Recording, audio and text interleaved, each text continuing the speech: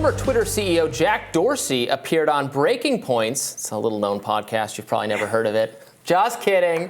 Yesterday, he was on there and offered his thoughts on free speech and Twitter. It's a great interview. Let's watch some of it. I have questions about, certain things, and I have questions about the long-term aspects of free speech on a corporate-owned platform, no matter who the owner is. Yeah. But those are solvable. Dorsey also weighed in on Elon Musk's new policies at the company. Let's again hear what he had to say. We were more, ideally going for a global appreciation of free speech and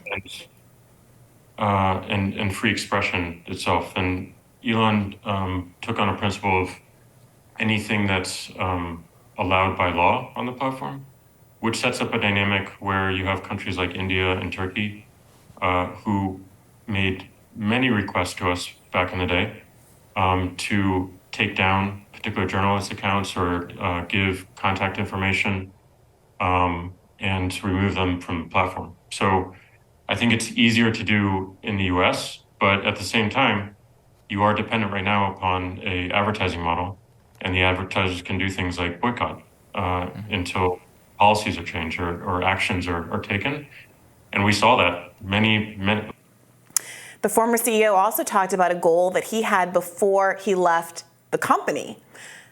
My one goal before I left the company was to shift away from this dependency on brand advertising and move to different lines of revenue. And Elon has started with that, and I think that will help the cause of being a platform for truly free speech. But that said, he can always be compelled. He has one person, he's one single point of failure. And pressure can be put upon him by the United States, by the Department of Defense, by China, by Turkey, by India, of course, and it will. And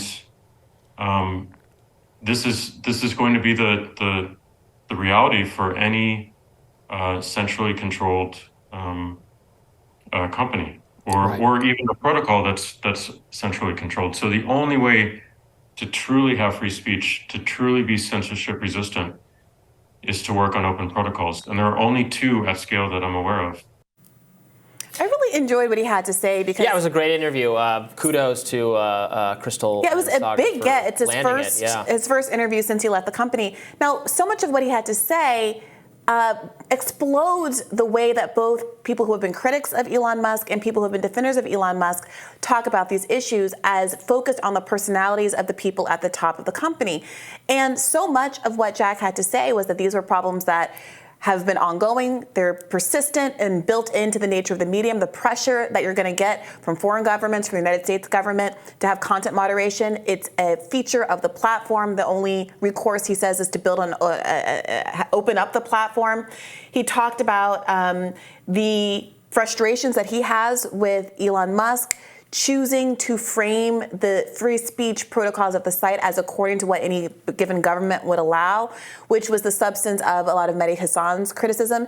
And so it's interesting to see Jack, who is in a better position than most to weigh in on the pressures that Elon Musk is under, not blame Elon in particular, but to say that these are systemic issues that we need to take on, and that frankly, there are things that he wanted for the company that still have not come to fruition, even though he has been a long-term supporter of Elon Musk. He also said he learned from the Twitter files that he was not aware, even when he was in charge of the company, the extent of the constant government communications with Twitter moderators. I found that interesting. That was my sense that he was not totally aware of it because he seems not pleased about it at all in those hearings that they've had to do on Capitol Hill, him, Zuckerberg, and a few others. He seems by far the most over the idea that government figures should be telling social media companies what kind of content appears on the site. He's obviously, he was, I think, a fan of Tulsi in the past. He's a fan of RFK Jr. now. So he's clearly coming at some of these questions from the kind of, independent, left, libertarian, whatever it is, a pro-free speech, pro dissident sources of information, skeptical of mainstream narratives, that kind of perspective that was so desperately crushed or attempted to be crushed by what the government was advising the company to do. So I found that very interesting. He talked about wishing the Twitter files would continue, not being happy. I think he cited a lot of the criticisms you've made of how Elon abruptly shut down the project, and also how it can look one-sided based on what they had access to and what was given out. And that's not really, and he said specifically he doesn't think that's the journalist's fault. Yeah, in fact, I think we have that clip of Dorsey weighing in on the Twitter files. Let's take a listen. Oh, we do. Let's have it. I wish that the full corpus of the emails and all the information was released, so that more journalists and everyone in the world could see everything, because I think there is some context missing when you pick parts. And it's no fault of the reporters necessarily. They had a tool and they had to ask questions of the tool. And that tool would give them back fragments of information. And that might lead them to get the other fragment to provide more context. But if everything was available, I think we'd have a better picture. I think the company, my leadership style in the company was just to trust our folks and that they were doing the right things. There's a lot of stuff in the Twitter files that, I never saw because it wasn't at that level. Now that is pretty close to explicitly the concern that I raised with Matt Taibbi when I interviewed him on my podcast maybe a month or two ago. I got a lot of pushback for pointing out, as a lawyer who does document review, you have to be wary of what you're not getting and not just what you are getting. Not because what you are getting isn't newsworthy and worth reporting on. I absolutely believe that they should have and should continue to report on the documents that they still haven't gone through yet. But that you also have to stay away from broader conclusions that aren't actually merited by the documents that you've been given at the time.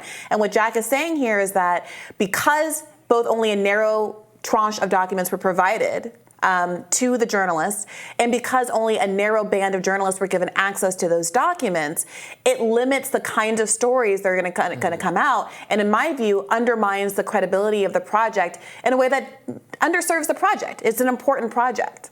Yeah, he was really articulating a lot of the things that you've raised on the show in his remarks there. I mean, he made me wishing that he was still in charge of Twitter. Elon just looked for a new CEO, and he picked someone that I think actually a lot of conservatives, a lot of people who like Elon and want to see the changes he's articulated, realized on the site, have deep concerns about this person who has World Economic Forum ties, right, who comes from the mainstream media. Why not? I'm not saying Jack has any interest in the role. He looks like he's a happy man. And look, the criticism of Jack before he left was that he was already kind of checked out and wasn't a very hands-on CEO, which is something that I think they would own up to. It's worth also noting, though, you mentioned people who are upset with Elon's policies.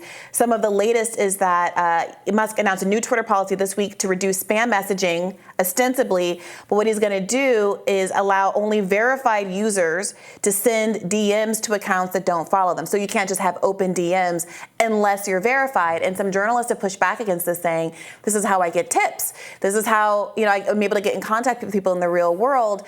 And that this is a kind of restriction of the exact kind of speech and journalistic enterprise that you had hoped to boost by buying this platform. You can put your email address in your bio and say, email me with tips.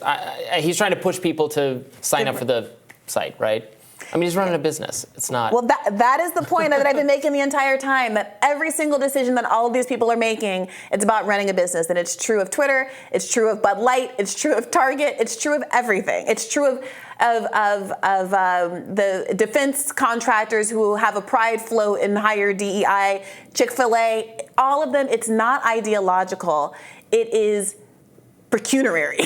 And at the end of the day, that means that a lot of them are going to act the exact same ways because they're subject to the same financial incentives. Sure, it can be a mix of both. I mean, he has taken over the site.